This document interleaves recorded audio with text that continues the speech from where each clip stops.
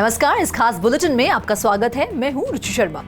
Virtual digital assets ने पिछले 24 घंटों में सॉफ्ट स्टांस बनाए रखा है क्योंकि इन्वेस्टर्स ने इस हफ्ते निर्धारित प्रमुख यूएस मैक्रोइकोनॉमिक डेटा रिलीज से पहले सावधानी बरतने का विकल्प चुना है। CPI, PPI, jobless claims, consumer sentiment कुछ प्रमुख डेटा पॉइंट्स हैं जो इस हफ्ते के अंत में पब्लिश किए जाएंगे, जो इन्वेस्टर्स को आगे बढ़ने वाली इंटरेस्ट रेट ट्रेजेक्टरी का पता लगाने में मदद करेंगे।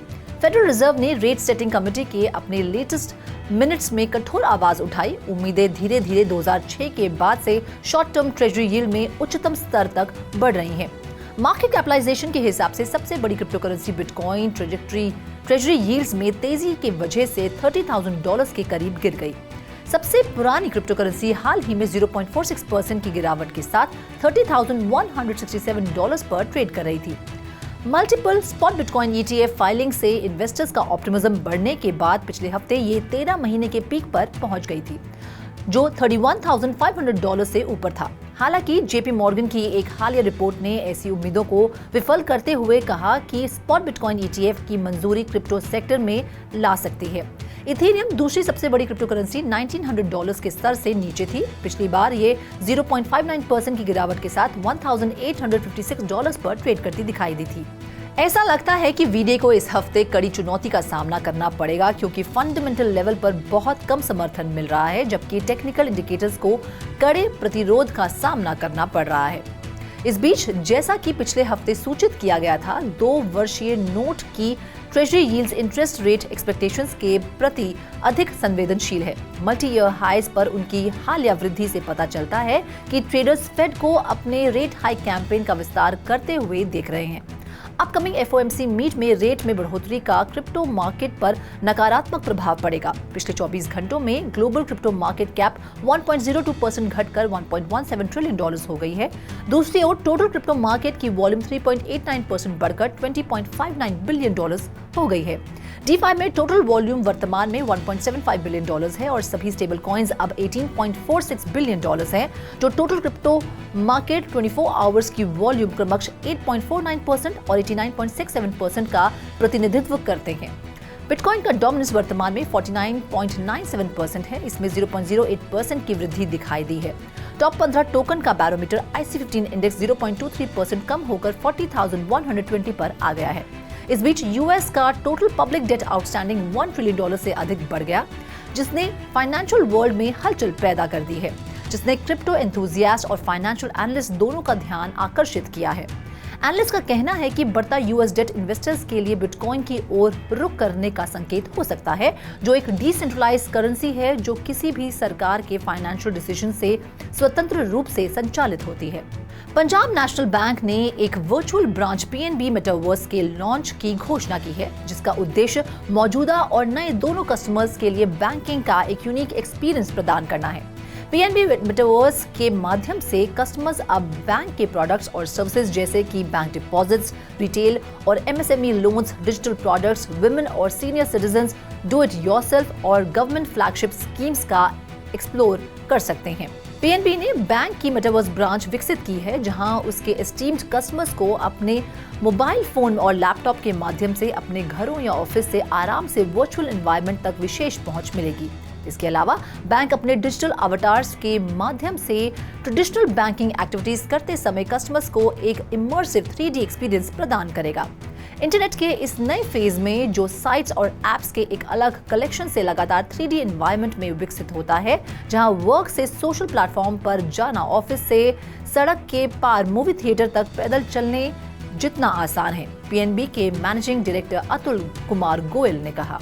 मेटावर्स और वर्चुअल वर्ल्ड्स में प्रोजेक्ट में गिरावट के बावजूद Web3 मॉनिटरिंग साइट डैपराडर ने हाल ही में खुलासा किया कि कैपिटल फर्म्स ने 2023 की शुरुआत से उनमें $707 मिलियन का इन्वेस्टमेंट किया है। मीम टोकन्स और आर्टिफिशियल इंटेलिजेंस के प्रमुख आख्यानों के रूप में बढ़ने के बावजूद इसमें से 43.68% इन्वेस्टमेंट्स मेटावर्स रिलेटेड वेंचर्स में थी। 2023 की शुरुआत से मेटावर्स प्रोजेक्ट्स में रुचि में काफी गिरावट आई है। दूसरी तिमाही में ट्रेडिंग वॉल्यूम $56 मिलियन तक पहुंच गई है। इस गिरावट का कारण पब्लिक इंटरेस्ट का मीम टोकन्स और AI जैसे विषयों पर ध्यान केंद्रित करना है, जो मेन स्ट्रीम बन गए हैं। टैपराडर की रिपोर्ट से पता चलता है कि 2023 के बाद से मेटावर्स प्रोजेक्ट द्वारा प्राप्त टोटल फंडिंग $707 मिलियन थी, जो 2022 में जुटाए गए $7.6 बिलियन से 10% से भी कम है।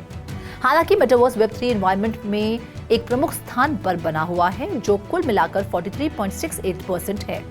US based leading multinational enhanced telecommunications और टेक्नोलॉजी कॉर्पोरेशन IQSTEL इनकॉर्पोरेशन ने आज आर्टिफिशियल इंटेलिजेंस द्वारा संचालित अपने पहले मेटावर्स एप्लीकेशन के लॉन्च की घोषणा की। ऐप अब डेस्कटॉप ब्राउजर, आईफोन और आईपैड के लिए ऐप स्टोर और एंड्रॉयड डिवाइस के लिए गूगल प्ले पर उपलब्ध है। IQSTEL मेटावर्स एप्लीकेशन IQSTEL के उन्नत metaverse AI division reality border का एक प्रोडक्ट है। ये लॉन्च IQSTEL के ओवरऑल एक्सपेंशन में एक एक्साइटिंग न्यू चैप्टर की शुरुआत का प्रतीक है, जो कई कटिंग एज सेक्टर्स में कंपनी के पोर्टफोलियो में विविधता लाएगा। रियलिटी बॉर्डर IQSTEL की ग्राउंड ब्रेकिंग मेटावर्स सब्सिडरी ने एप्लीकेशन बनाया, जो अब डेस्कटॉप ब्राउजर, आईफोन और आईपैड के लिए ऐप स्टोर और एंड्रॉयड डिवाइसेस के लिए गूगल प्ले पर उपलब्ध है। On chain analytics firm sentiment के अनुसार बिटकॉइन, शार्क और वेल ने पिछले 3 हफ्तों में 71,000 अधिक BTC जमा किए हैं, जो हाई कॉन्फिडेंस का संकेत देते हैं। सेंटिमेंट के अनुसार बिटकॉइन ट्रेडिंग साइडवेज के साथ बोरिंग प्राइस एक्शन के बावजूद 10 से 10,000 BTC रखने वाले एड्रेसेस द्वारा 71,000 BTC जोड़े गए थे। बिटकॉइन के शार्क और वेल धीमे होने के कोई संकेत नहीं दिखा रहे हैं, यहां तक कि कीमतें $30,000 से $31,000 रेंज में बोरिंग होने लगी हैं। 17 जून से 10,000 BTC एड्रेसेस पर 71,000 से अधिक कॉइन्स जमा हो गए हैं, जो कि $2.15 बिलियन के बराबर है। सेंटिमेंट ने ये ट्वीट किया। On chain analytics firm Glassnode के अनुसार 15 जून को black rock bitcoin ETF request की घोषणा के बाद US एंटिटीज द्वारा हेल्ड या ट्रेडेड बिटकॉइन सप्लाई की शेयर में काफी वृद्धि हुई है। Cross chain router protocol multi chain के एक सस्पेक्टेड एक्सप्लॉइट के संबंध में 2 स्टेबल कॉइन इशुअर्स सर्कल और टेथर ने $65 मिलियन से अधिक के एसेट्स को फ्रीज कर दिया है। 6 जुलाई को मल्टी चेन MPC ब्रिज से लार्ज आउटफ्लोज की सीरीज के बाद कई क्वेश्चंस अनआंसर्ड रह गए हैं। OXScope एक नॉलेज ग्राफ प्रोटोकॉल ने 3 एड्रेसेस की पहचान की, जिन्होंने मल्टी चेन से USD कॉइन में कम से कम $63.2 मिलियन प्राप्त किए और अब उन्हें फ्रीज कर दिया गया है। इसके अलावा फैंटम फाउंडेशन ने बताया कि एथरस्कैन पर मल्टी चेन सस्पिशियस एड्रेसेस के रूप में लिस्टेड 2 पतों से टेथर में $2.5 मिलियन से अधिक की रकम जब्त कर ली गई है। 6 जुलाई को अलग अलग वॉलेट से $125 मिलियन से अधिक की क्रिप्टो करेंसी निकाल ली गई, जिससे मल्टी चेन के Phantom, bridge, dose chain, moon river, कावा और कॉन्फ्लक्स के इकोसिस्टम्स प्रभावित हुए हैं। ब्लॉकचेन सिक्योरिटीज फर्म स्लोमिस्ट की हालिया रिपोर्ट के अनुसार 2012 के बाद से सैकड़ों घटनाओं में $30 बिलियन से अधिक की क्रिप्टो एसेट्स हैक की गई हैं। VC स्पेक्ट्रा एक community driven decentralized hedge fund है, जो समग्र रूप से क्रिप्टो करेंसी मार्केट में सबसे अधिक प्रॉफिटेबल इन्वेस्टमेंट अपॉर्चुनिटीज प्रोवाइड करती है। VC स्पेक्ट्रा अपने पब्लिक प्रीसेल के दूसरे स्टेज के लिए तैयारी कर रहा है। पहले स्टेज के बाद टोकन के करंट सप्लाई का सिर्फ 30% ही बिना बिका रह गया है। आइए VC स्पेक्ट्रा की रेवोल्यूशनरी फीचर्स पर एक नजर डालें और देखें कि इतने सारे क्रिप्टो एनालिस्ट और इन्वेस्टर्स को इस हिडन क्रिप्टो जेम में इतनी बड़ी संभावनाएं क्यों दिखती हैं। प्राइवेट सीड सेल के दौरान VC स्पेक्ट्रा ने $2.4 मिलियन से अधिक जुटाए, जिसके बाद पहले प्रीसेल स्टेज में बेहद सक्सेसफुल फिगर्स प्राप्त हुए। क्रिप्टो स्टेज में प्रवेश के दौरान प्लेटफॉर्म का बेहद अच्छे से स्वागत किया गया है। इन्वेस्टर्स ने वर्तमान में 87 मिलियन से अधिक VC स्पेक्ट्रा टोकन्स खरीदे हैं, जिससे 125 मिलियन SPCT की टोटल स्टेज 1 सप्लाई का लगभग 70% कम हो गया है। United states securities and exchange commission ने कॉइनबेस के दावों पर प्रतिक्रिया दायर की है कि SEC के पास क्रिप्टो एक्सचेंज पर मुकदमा चलाने के लिए जुरिस्डिक्शन की कमी है। SEC के 7 जुलाई को एक डिस्ट्रिक्ट जज को लिखे लेटर के अनुसार कॉइनबेस को इस संभावना के बारे में पता था कि फेडरल सिक्योरिटीज लॉ उसके संचालन पर लागू होंगे, अपने शेयर होल्डर्स को खुले तौर पर अपने प्लेटफॉर्म पर ट्रेड की गई एसेट्स को सिक्योरिटीज के रूप में क्लासिफाई किए जाने की संभावना के बारे में सूचित करेंगे। रेगुलेटर की प्रतिक्रिया में कहा गया कि पब्लिक कंपनी बनने के बाद से कॉइनबेस ने बार-बार अपने शेयर होल्डर्स को इस जोखिम के बारे में सूचित किया है कि उसके प्लेटफॉर्म पर ट्रेड किए जाने वाले क्रिप्टो एसेट्स को सिक्योरिटीज माना जा सकता है और इसका आचरण फेडरल सिक्योरिटीज लॉ का उल्लंघन कर सकता है। SEC के अनुसार कॉइनबेस एक सोफिस्टिकेटेड लीगल काउंसिल द्वारा सलाह दी गई मल्टी बिलियन डॉलर एंटिटी है जो जानबूझकर हावी के तहत 75 वर्षों से अधिक के नियंत्रण कानून की अनदेखी कर रही है ताकि इन्वेस्टमेंट कॉन्ट्रैक्ट के लिए अपना खुद का परीक्षण तैयार किया जा सके। ये लेटर कॉइनबेस की पिछली फाइलिंग के जवाब में है। एक्सचेंज ने 28 जून को निर्णय के लिए एक प्रस्ताव दायर करने के अपने इरादे के बारे में अदालत को सूचित किया। कॉर्नेल यूनिवर्सिटी के अनुसार निर्णय के लिए एक प्रस्ताव का उपयोग तब किया जाता है जब किसी पार्टी को लगता है कि किसी मामले में मटेरियल फैक्ट्स के बारे में कोई वास्तविक विवाद नहीं है।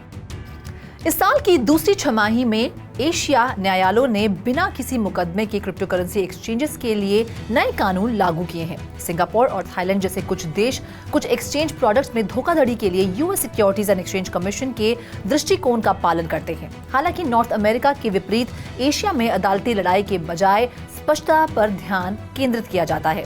एशिया जैसे कई नियमों को स्पष्ट करके और इनोवेशन को अपनाकर क्रिप्टो कंपनियों को आकर्षित कर रहे हैं।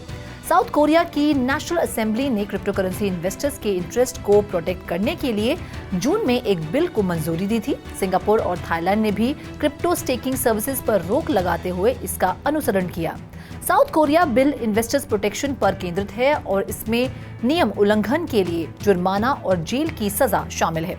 $40 बिलियन की क्रिप्टो करेंसी और स्टेबल कॉइन टेरा लूना के कोलैप्स के 1 साल बाद इस बिल को मंजूरी दी गई, जिसमें इन्वेस्टर्स को नुकसान हुआ। बाइनेंस के फाउंडर चैनपिंग जाओ ने प्लेटफॉर्म पर नियामक कार्रवाई के दौरान एग्जीक्यूटिव्स के बाहर निकलने के महत्व को कम करते हुए उन्हें अधिक FUD के रूप में वर्णित किया।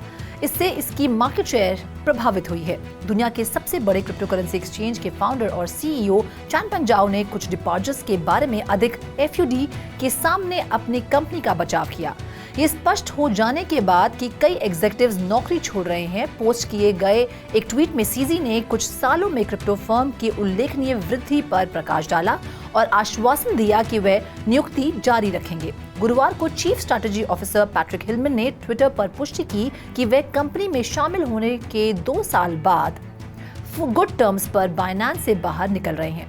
एक नॉलेजेबल सोर्स का हवाला देते हुए ब्लूमबर्ग ने बताया कि कंप्लायंस के senior vice president Steven Christie और बाइनेंस के जनरल काउंसिल हॉन एनजी ने भी छोड़ दिया है। यूएस, फ्रांस, बेल्जियम और अन्य न्यायालयों में जांच और मुकदमे के बढ़ते नियामक दबाव के बीच बाइनेंस ऑस्ट्रेलिया ने डिपार्चर्स देखे हैं। ऑस्ट्रेलिया फिर से करने वाला पैराग्राफ भी न्यायालय कोर्ट बताती हूँ। यूएस, फ्रांस, बेल्जियम और अन्य न्यायालयों में जांच और मुकदमों के बढ़ते नियामक दबाव के बीच बाइनेंस ऑस्ट्रेलिया ने डिपार्चर्स देखे हैं। ऑस्ट्रेलियन अथॉरिटीज ने बाइनेंस ऑस्ट्रेलिया लोकेशन की भी खोज की है। इस खास बुलेटिन में फिलहाल इतना ही। आप देखते रहिए 3.TV और ज्यादा अपडेट्स के लिए लॉग ऑन करें हमारी वेबसाइट www.3worstv.io पर या फिर QR कोड को स्कैन करें।